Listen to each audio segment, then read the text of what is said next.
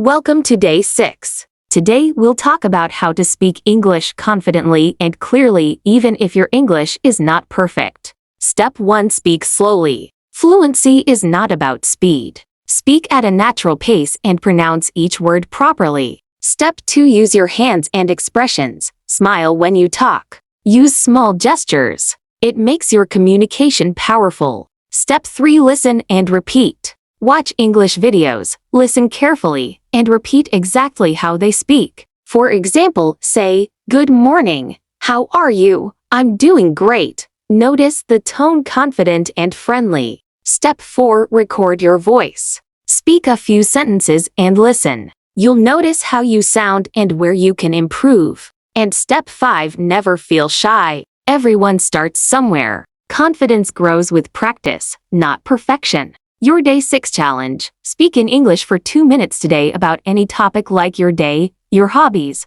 or your plans. Don't stop or switch to Hindi. Tomorrow is the final day full conversation practice. Let's go to day 7.